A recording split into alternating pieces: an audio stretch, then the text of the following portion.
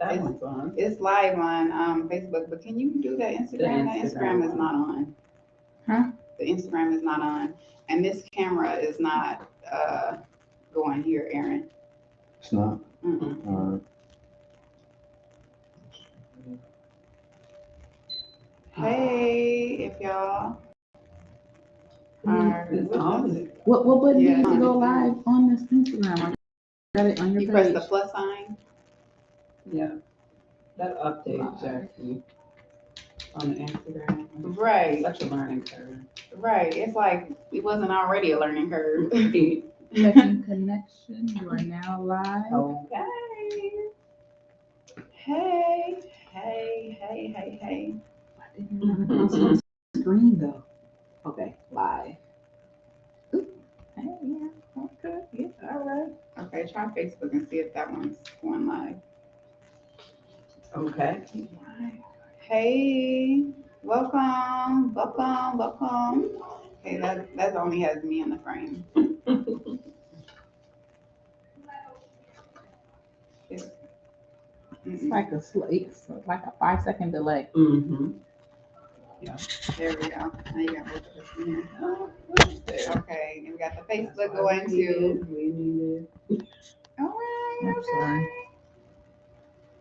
Thank y'all for hanging with us through the technical difficulties. It's not like we could, prep with the cameras and stuff like that because it only goes on when it goes on and whatnot. Okay.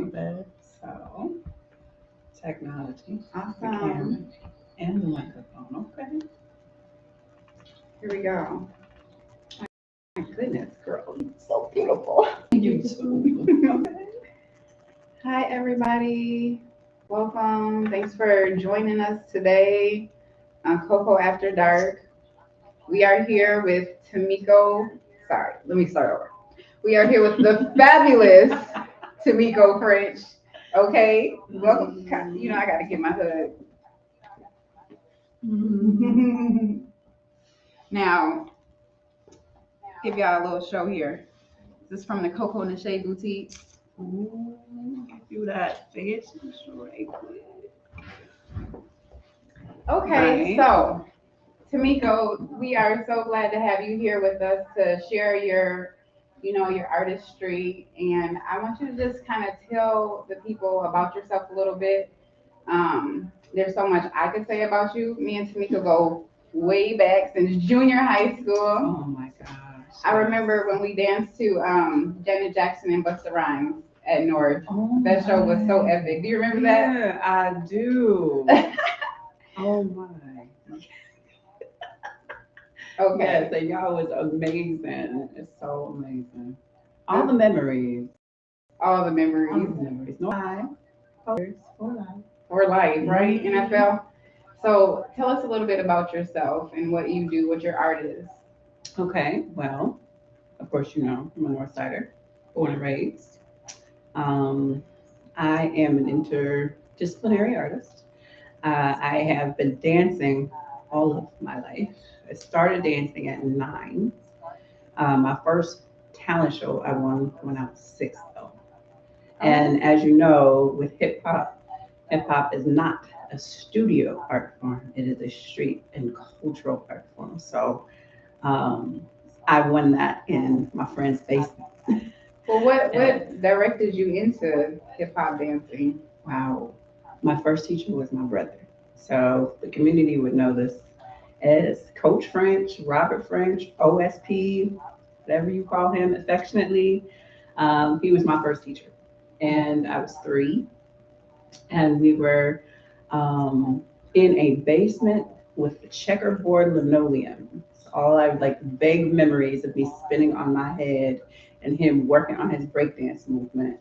And I wanted to be just like that. I wanted to move like him. And so, yeah, that was my first introduction to dance. And then as time went on, my first visions of dancing came from Janet Jackson. And 4th grade at Hall, we had the opportunity to dance with somebody who choreographed for Janet Jackson, Paula Abdul. And that was an after school program. And then I had Wow. gymnastics And I was lucky enough to have Margaret Tay, who was my gym teacher. Oh my God! Wait, we go back to home. I thought we was going back since junior high school, but dang! Oh my God! Okay, that's been a long time. Yes. Yeah. Margaret Tay. Yes, I remember Miss Tay. Yes. Oh, that was my gym teacher right there. She was not gonna let you rest. She was gonna make you work, and she definitely did. She saw something in me and wanted me to dance.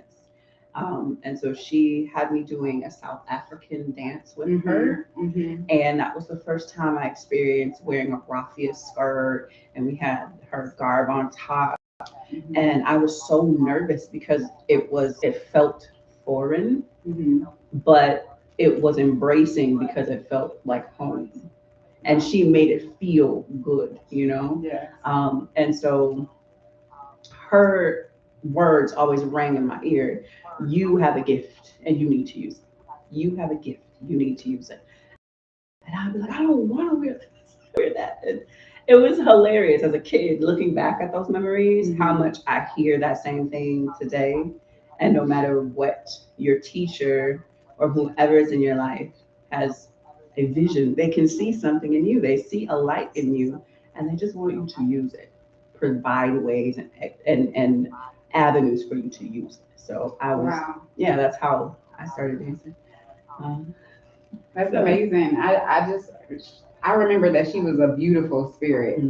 I mean, Miss Tay, yeah, she was a phenomenal teacher. That's awesome to hear that she kind of, motivated you and really inspired you to go ahead and do like the dance, because you are an awesome choreographer, dancer.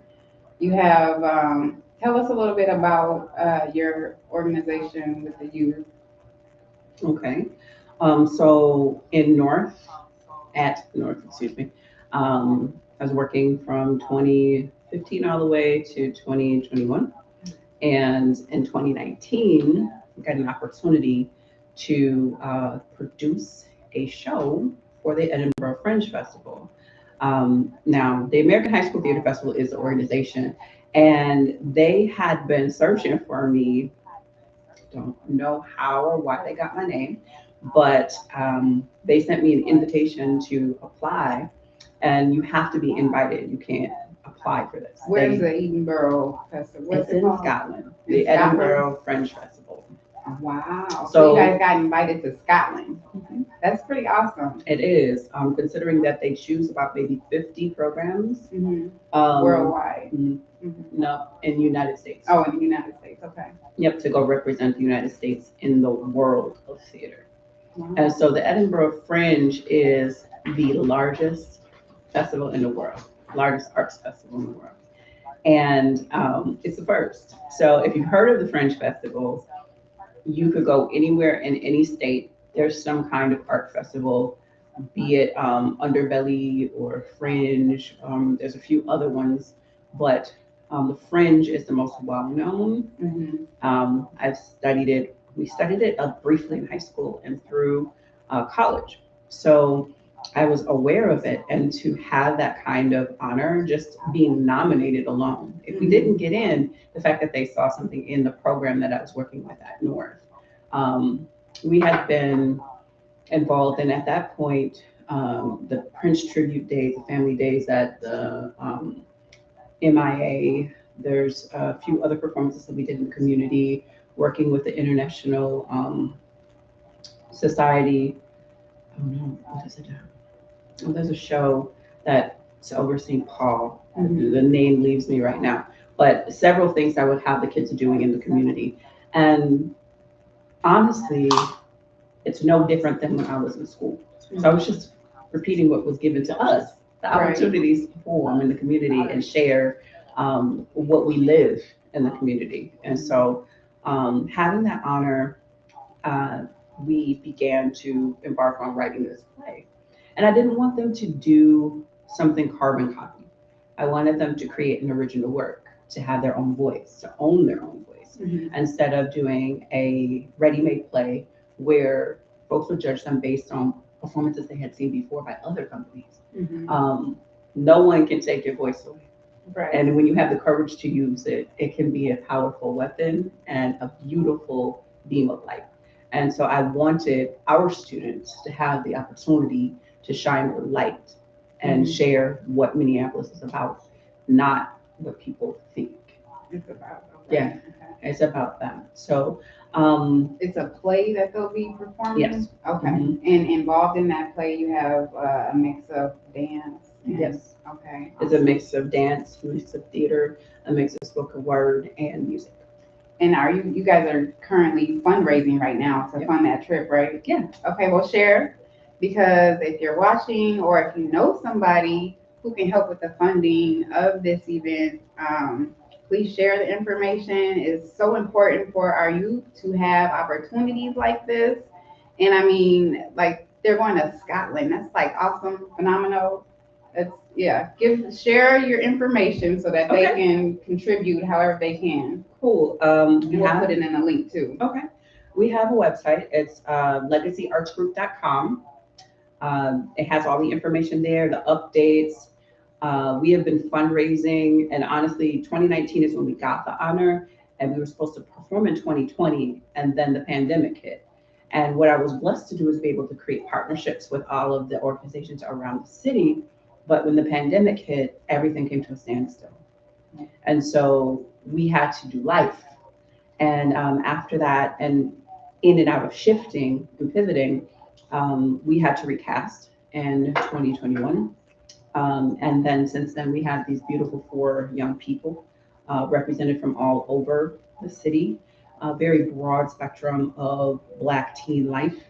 The focus is allowing them to speak their truth as they see it over the last 2 years of life in Minneapolis. They bring such a powerful ownership of their experiences, and they have original writing, music, and songwriting. They all have done every piece of this show, and I've co-directed it. That's awesome. I would like to really see what that's about. Was the consensus that they felt that life had really changed significantly for them over the last 2 years due to the George Floyd incident? Okay. There's that piece of it, but then there's also the piece of a lot of things that get swept under the rug, feelings, emotions, especially on the part of the teenager. So they're just having to go through this and kind of ride it out with their families or ride it out on their own, or how do they process that in school? What does you that do look something like? with mental health, right? You know what? I'm gonna be honest with you. Performing arts in general is a lot of layers. There are a lot of layers to that. So as a dance teacher, I'm having to process with children who don't like their reflection, who can't stand to be talked to, who hate authority, so I'm always processing mental health issues with kids, especially when they lack confidence or lack self-efficacy or advocacy. Being able to see that emotional intelligence in that young person and recognize that in myself so that I can raise them where they need to be and I can shine a light on them where they need to be. Because at the end of the day, whatever I am doing is supposed to illuminate them. So yeah, but I used to work in substance abuse treatment back in 2009 all the way to 2013. I worked in Kansas City, Missouri. I wasn't here. And the center is Preferred Family Healthcare. I started as a tech, and I did a resident music Monday with them where we just looked at and analyzed lyrics. And then they noticed what I was doing and got me licensed to do the substance abuse treatment counseling with the kids. And I had a residential place that I worked as an art therapist. And then I also branched out into 5 other art departments in the region. So my specialty and my honor is to find all of the things, bridge them all together, and allow them to have a network of things that they can tether to really discover their inner awesomeness. If they don't know what that is, then they can find something through working it out either with their families or with themselves or with us as counselors. the residential piece of it, um, somehow we all as human beings have addictive personalities. So I'll go back. And so we all tether to something. And in the art world, using art as our weapon, art as our power, allows us to process a lot of that. So in that work, really changed the face of how I teach, because you really don't know or understand someone else's pain until you've walked in it. But then imagine seeing that piece of whatever it is represented and crystallized in a piece of art. And while that person may not be able to say the word, they've shared with you their soul in a piece of artwork. And they can talk to you about it without necessarily feeling targeted or totally put out there like a deer in headlights about what they're going through. And it's a beautiful, beautiful segue into their healing. And that's really the focus of all of this, is that continuing to heal. And in my work right now, fully into that, that's what this work is all about. Being able to name, say, honor, walk in your truth, and really use it as a pivotal point of healing. And with these 4 kids, I believe that they're able to use and channel whatever they're going through and place it on the stage and share and be vulnerable and say and talk about it afterwards. It's actually really transformational. It's really powerful. Wow, that's awesome. Yeah. That is very awesome. You have so much going on, and I know that I don't know the half of it, but I know that you, in addition to the Legacy Group, you are a jewelry designer. You like hand make your own jewels, like what you have on, what you're wearing. This is a custom made piece by Tomiko. So tell us a little bit about your jewelry and how you got into making jewelry this unique and awesome. Okay, thank you. I appreciate that. So this piece that I have on is a laser quartz set. The set is a gauntlet. Now it's playing a a cup, a pendant, and this is a Isis laser quartz pendant, and I'll share the shapes of the crystals so you understand. And then also this is laser quartz earring set. So I started because I had somewhere really special to go, could not find a pair of earrings. And I went to TJ, I went to all the stores, find something original. Well, there was nothing that spoke to me. So I ended up going to Walmart, getting a little set and some beads and creating my own earrings. After wearing them, maybe I think I wore them twice. And then I got a bunch of compliments and a bunch of orders. Can you make me those? Can you make me those? And I started beading. That was my first thing, stringing. And I did that for maybe about 5 or 6 months. I've always collected stones since Hall Elementary. I collected stones when I was a weather watcher from KARE 11. I actually shared that with the KARE 11 news team when we were on the news. That's funny. My daughter always brings me little rocks. Yeah. And I'm like, should I keep these or not? Yes. That's awesome. You started collecting these stones. What drew you to the stones? So as a young person, dance was one side of what I was attracted to. The other side was science. Okay. So in grade school, even reaching back to 4th grade when I went to Seward, I was part of the science program and the gifted and talented science programs ever since then. We did at Franklin, they had Team A. We did like forensic science and all kinds of experiments and things. And that was like what I really loved. So when we got to earth science and I could learn about the earth, that was like my jam. So I was into soil, I was in what kind of rocks, I was into the agates and the banding, I was into the different facets and how and where they grow and why they grow a particular way, and caves and stalactites and stalagmites. You get excited about it. I loved it. And so that was my thing. So when he had brought that pencil in and it had all the different stones, we all got like a science museum pencil. Who was that, Mr. You talking about Mr. Bickle? Oh, He Mr. was- Bickham. he I was was thinking mine. of, he was, okay. Yeah. I was thinking of Mr., I think his name was Knievel or something like Oh that. my Lord, yes. We had some great teachers at Franklin. They were really, really they were so passionate about what they were doing. Mhm. But everyone that really illuminated or lifted me up in the science area was really heartbroken when I chose dance over science.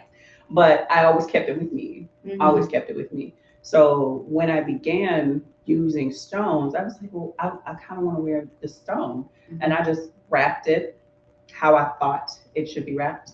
And not this one particularly. There's a lapis lazuli, so it's more that navy color with gold and woven in it. Mhm. And that was the first piece that I wrapped and wore it. And that was the beginning of everything, is that first piece. And then I started there and kept going ever since. So in addition to the jewelry making, Mhm. you also do sound bowls. Mhm. So there's a few layers with that. So the vibrational jewelry led me into the alternative wellness path. Mhm. Okay, so stones, particularly crystals, have a vibration. Everything we interface with has a vibration, Mhm. and all of it is meant to be synergistically working with us and amplifying our energy. And so crystals particularly do that. And so I started as a crystal healer. I got certified with that. Mhm. And then I did chakras and mudras and all other healing things like that. Mhm. And then I had been doing since 2011 sound bowls with the Tibetan bowls. Mhm. So no one really saw that part. I didn't choose to share it with the community until later on. And sound bowls, crystal ones, if you've seen me play the big white ones, those are quartz crystal like this. They just crush Mhm. this up, heat it, and they create a bowl. Shape it into Mhm. bowls. Wow. Okay. So, What does it do when you have a session? Because I sat in one of your sessions before, Mhm. and after I got done, I just felt like I could breathe. I just Mhm. felt the calm and the peace in the room. So what is this supposed to So- actually do for you? Well, that's number one. It's supposed to bring about calm and alignment, Mhm. balancing your energy centers, your chakras. One. Mhm. Two, you have a nerve in your body, everyone does, called the vagus nerve. And the vagus nerve starts the brain stem and branches out into the ear and through the body, affecting all of your body systems. And so that nerve, when they say it's nerve issues or you have a nervous problem, Mhm. it can be flared up. And so you have heightened stress, anxiety, and all of these things. And when it's out of balance, um, the things that we hear, things that we see, also inflame it because it affects you. You realize when someone says something particular to you, you can feel their energy Yeah. no matter what. It's on your skin, it may give you goosebumps, it may hit you in your gut, wherever, but you can feel all of those vibrations. And that comes through your vagus nerve being connected with all of that. Mhm. And so when you listen, deeply listen, open up and listen, it can change how you feel. So just like music is universal, that vibration of some good music to you is going to make you feel a particular way and you feel lighter when you leave. When you ingest healing sound, that's particularly crafted in the vibration of the earth, which is 432. That's the hertz of the earth. Um, you are pulling yourself into the alignment of the plane that's created for us. So when we go out to the beach or in the water or just go out in grass or in nature, we immediately feel better, right? We're opening up to the fresh air. Getting grounded. Yes, Mhm. exactly. So the music is set to ground you. It's set to help you pull back into your natural alignment. And Okay. so I play exactly for that. There was an issue that happened in 2020 where I was working with a group of healers. I was teaching, I was doing everything. I thought I was doing everything right. And I was doing too much. And the creator was like, let me just set you down for a minute. And at the How height did it of set you down? child, took away my eyesight. What? I was literally floored for about 30 minutes. Like I felt like I had this pressure on my head, like there was something pressing on my brain. And all it pressed against my ocular nerves and they shut down. And it was one of the scariest moments in my life. And I went to the ER. They did all these tests. They said I had to have a spinal tap, a shunt in my neck, and do all these things because I had this thing called hydrocephalus. Well, I'm 40 years old, 41. Why am I having hydrocephalus when you're born with that? So I said, no, I'm not gonna do that. We're gonna find another way. And I was already, created would have it that I already lined everything up. I was already working with healers in the community. So I just asked my group, can you help me out with this? Can you guys have 30 plus years in botanicals and botany and acupuncture and all this? So they created a pathway of healing for me. And what I did with my work, because how are you going to be a healer and not understand how to heal yourself? Right. So there was a little bit of research I had to do because I was playing my Tibetan bowls. It wasn't doing the same thing. I was using my crystals. It wasn't doing the same thing. But the vein of the quartz crystal bowls was a little different. And it penetrating, cutting sound that really, to me, worked for me. The gong is another instrument that is really instrumental in breaking up stuck energy. So when you feel like in a rut, using sound, because it's a vibration, it's really actually flowing and hitting you. You may not be able to see it, but you can feel it, right? It's moving through you and breaking up whatever feelings, emotions, pain, blockages, all of those things it can affect. And so that's what I used it for in my head.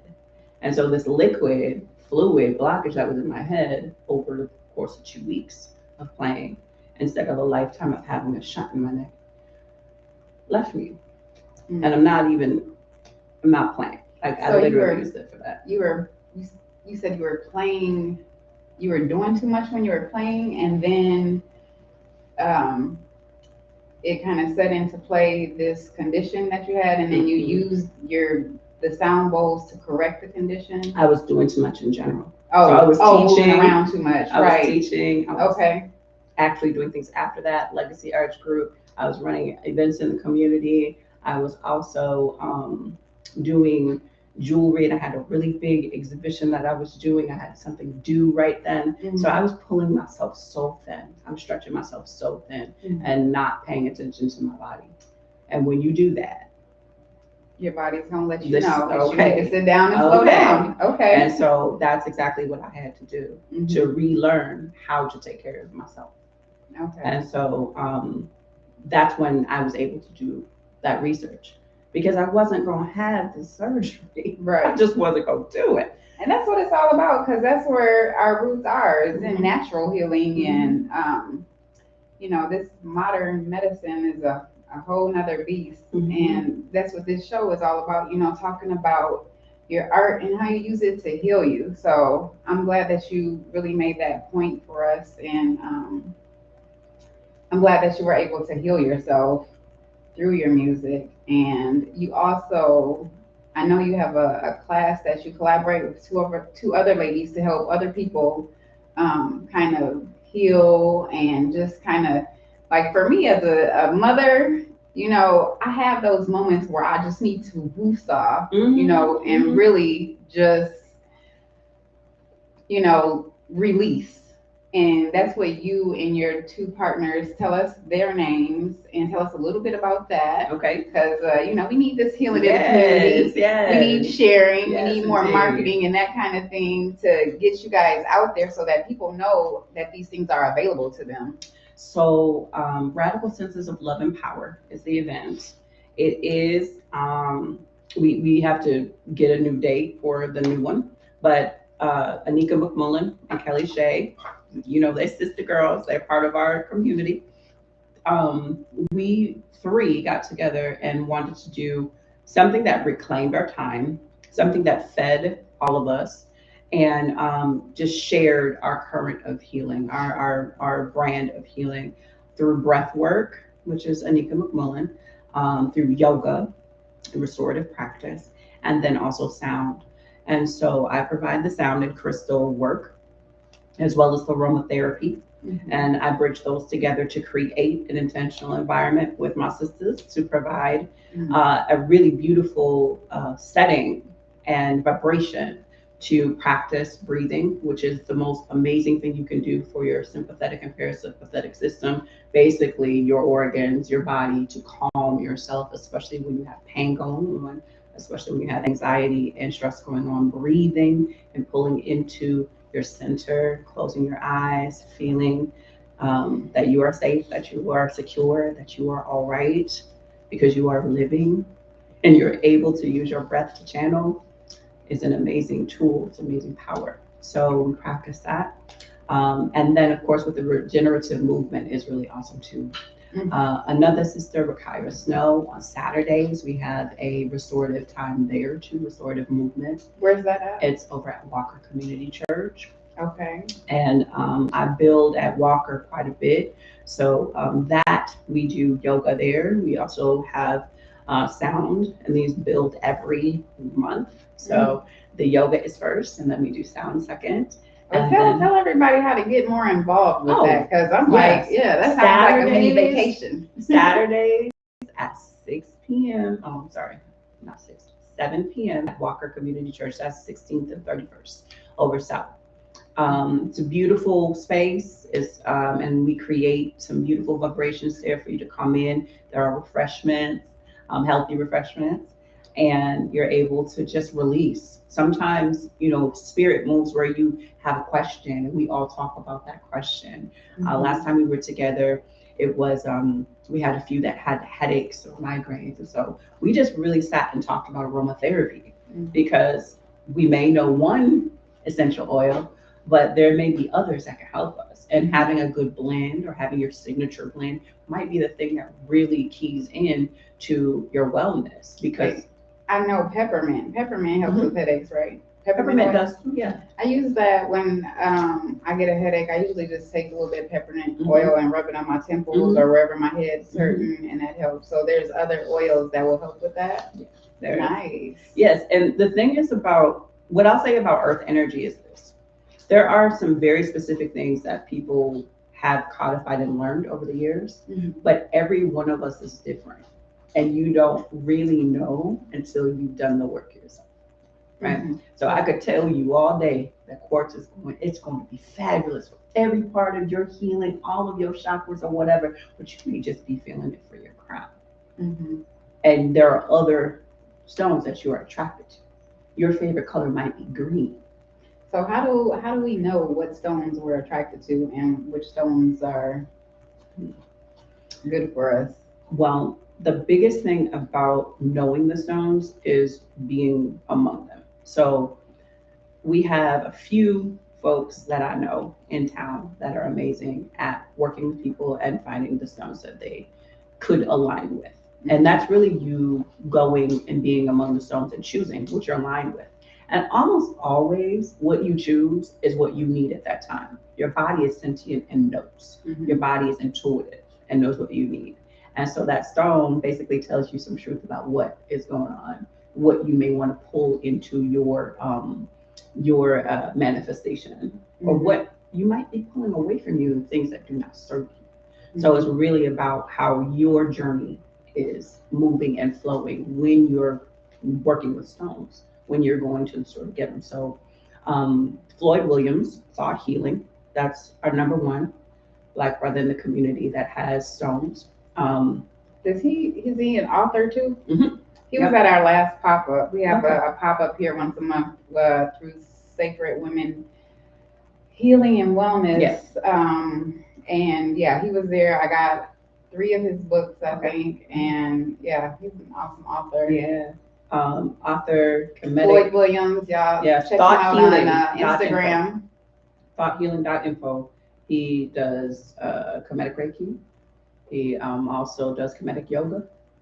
And he has the most amazing collection of stones that I've seen. And he goes to dig them as well, which is amazing. Oh wow. Yeah. So the other places that I go, Enchanted Rock Garden over in Richfield, it's the same, really raw, nice stones. you go on your own basic dig journey in that store. ZRS Fossils, also over South, is a really awesome place. Um, Eventually, I would like to have a place where people can get stones. And we could just build together, the healers, the Black healers in the community, to have a holistic even corner of a store. I don't know, but So, something that builds that for people. do you know Kenya McKnight? Yes. Okay, so she just purchased the building on the corner of, is that Fremont or Emerson and Broadway? I And- remember when she put the lights in the building Yeah. on the outside. So, she wants to have a bunch of wellness practitioners in there. Okay. She's doing amazing and awesome things, and so I would just, reach out and talk to her. Okay. Because I think what you're doing is phenomenal. You have so much going on, and it's all, for me, it's all building community legacy, and that's one of the things that is like key that we talk about. Yeah. Here is building community legacy, because we have to do that, show love to our community, and to, give hope to our younger generations, because they are the future. And, what you're doing, like I said, is phenomenal with the legacy group, the helping people to get in tune with their chakras and learning more about natural energy and healing through natural forms of art and, earth elements. Mm-hmm. That's like phenomenal. And I just want to take this time to really thank you for coming on and sharing your gift with all of us. I wish I had brought my sound. I could play it for you. Yes. Listen, next time we are I'll going do to the have sound you for you. bring your sound bowls. Yes. I'll do that. I think collectively we'll be having a show as well where we bring back all the guests that we've had and kind of put on just like a community show for everybody to get to experience people's talents, because having you on here and talking about what it is that you do and how your art is healing and how you're building community legacy is one thing. To actually really get into those arts and those performances, that brings a whole nother type of energy. So y'all stay tuned. That will be coming soon too. Before we head out, is there anything else that you would like to share? We're gonna drop your legacy group information for you guys to donate to. We're gonna drop the website for her jewelry and arts, and also for your healing group with the ladies Anika and Kelly Shay. Right now, if you wanted to come experience what the braiding in of my work, or synergistic work that I do with earth energy, I have a exhibit that is over at Chicago Avenue Fire Art Center. It is right there on George Floyd Square, 38th in Chicago. The gallery, the Comas Gallery, is full of my work. It has my jewelry prominently displayed, and then all of the artwork that I've done. So if it's hanging and it's sculpture in copper, or hanging on the wall and it's painting, I have some roped in work with copper and canvas. Just everything that I have been really flowing through and feeling over the last couple of years. There are quite a few pieces in there from my Black Panther phase, where I was really inspired by that movie, a particular tribute to Chadwick Boseman that sits right next to my tribute to Brother George Floyd. So there's a lot to be said for that. And inside of that, I wrote that same stuff in. It's always about the full experience, the immersion. So the aromatherapy, along with the sound, along with the visual, and also feeling the stones too, feeling that vibration. So it's really important that we infuse our world with intentional space, intentional words, intentional vibration. Yeah, that's where my heart is tethered, and all of it, even with the kids, and they know that too. They feel that, and they work from that perspective as well. Yeah. So. Well, again, thank you so much. Oh wait, you gave me an invitation I earlier. did. I need to open this real quick. Also, website, soulspeakexpressions.com. That's my website. You can also find my information on Chicago Avenue Fire Arts Center as well, where all of my work is shown. Um, so coming up on May 14th is the Kids Gala. They're Wow. having the Real Magic House in Hudson, Wisconsin is Can I show sponsoring this. Is it Yeah. open? Okay. Yeah, It says invite only. So you got invited if you watching tonight. Okay. I'm gonna have this posted. Also, you make crowns, I do. bad crowns, like cold blooded bad. I'm gonna have some of those on the website too, just so y'all can see because I can't tell you in words how beautiful her crowns are. I mean, just royal, regal, all that. So you guys check out the Coco and the Shay Instagram page. Check out Tamiko and thank you so much. We will see you guys next week at the same time, same place. Wednesdays at 10 p.m. Also, coming up soon, we'll have that YouTube page up and you'll be able to go back and watch all the different artists that we've talked with from the North Side Art Space Lofts and around the Twin Cities. Um, let's see. You guys are gonna have to watch my page so you can know who's coming next week. We booked out till the end of June, so it's gonna be cracking, y'all. Just stay tuned and stay with us. Have a good night. Peace and blessings. Peace and blessings. Before you guys get up, did you get any still pictures of them yet? No. That's Wanna- still streaming now. Can you? Yeah. I got it. It's only family though. It's Hey, family. family. It's family. See what I mean? Like we can't just be like, click, it's off. No, we still here. What's up? What's up? Cut. Look. And cut. Let's see. Oh, my cousin Kenya says she loves the crowns. Yes. Hey, What's Reba. happening? Oh, Nate the skate. Oh, Nate, we need to get you the over here. Yeah, we need to skate. get you over here up in here Listen. doing some skating moves. I've been Oh taking my my kids skating. I God. never even thought of that until I seen you over here skating. Huh. But I've been taking my kids skating in here. What? after seeing and you. I know the floor is nice for it right out there. It Oh is. my God. Yeah, we'll give you a tour. Nate the skate. Mhm. Yes, honey. And I lost my skaters, but I don't see why we shouldn't do a little something with the kids skating. Because for Okay. real, they need to know how to skate, one, and then two, they need to understand that legacy passing, that intergenerational